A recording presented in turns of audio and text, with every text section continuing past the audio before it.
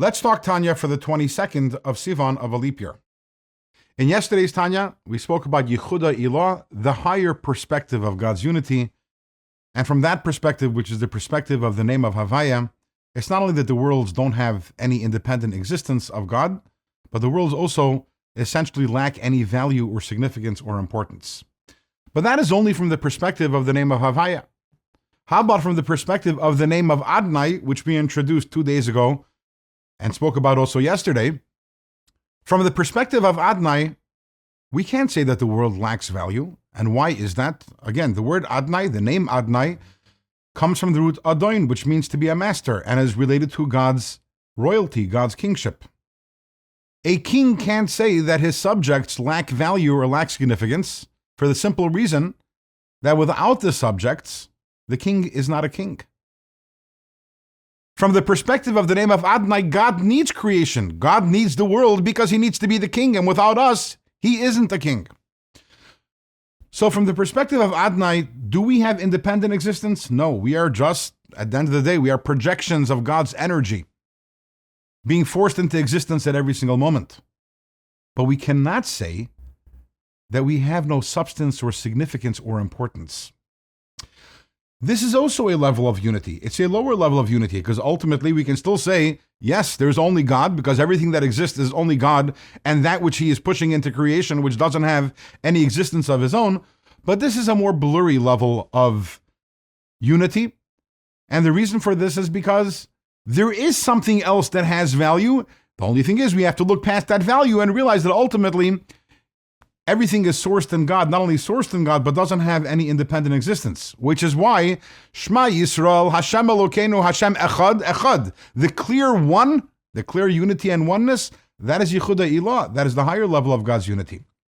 And then we say, Baruch Shem Kaved Malchusei Lo Elam Voed, and as we explained 2 days ago, Voed is also unity, but the unity is concealed. That is Yehuda Tata, that is the lower level of unity. Yes, God is still one, but it's not as crystal clear as in the higher level of unity. Now, the obvious question is, so which one is correct? Yehuda Ilah or Yehuda Tata? Do we have value or do we not have value? And the answer, in true Jewish fashion, is both. They're both correct. Depends on which perspective we have. There's a pasuk actually that says, Keil Deis Hashem, which means that God has two perspectives. From the perspective of the name of Havaya, Yehuda Ilah, the higher level of unity, is correct. From the perspective of the name of Adonai, from the perspective of God's royalty, Yehuda Tata, the lower level of God's unity, is correct. Over here in this world, most of us, we cannot relate to the higher level of unity. For a created being, trapped in our own existence and in our own ego, our own sense of self, to realize not only are we not only are we what we say bottled to God, not only are we nullified before God, but we lack any importance or value whatsoever in the face of God.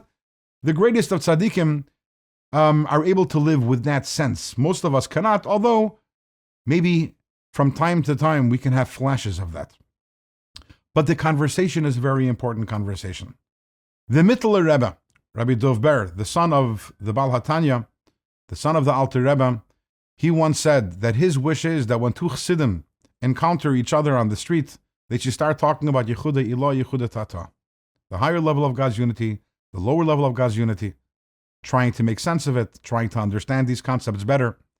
Whether or not we can truly sense and relate to Yehuda Ilah, whether that higher level of unity will ever resonate within us, the more we talk about this topic, the more we talk about this subject, about God's unity, it leads us to look at the world entirely differently, realizing how unimportant the world is and how what's really important is God, serving God. And ultimately, as we explained in the introduction to Shari Chedumana, it brings us to love God.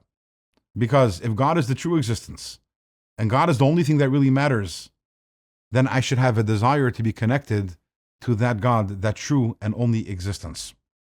In tomorrow's Tanya, we'll continue the conversation, and we are going to discuss a verse, Ani Hashem Leishanisi, where God proclaims that he never changes, and in the light of everything that we've talked about up until this point, that pasuk, that verse will make perfect sense.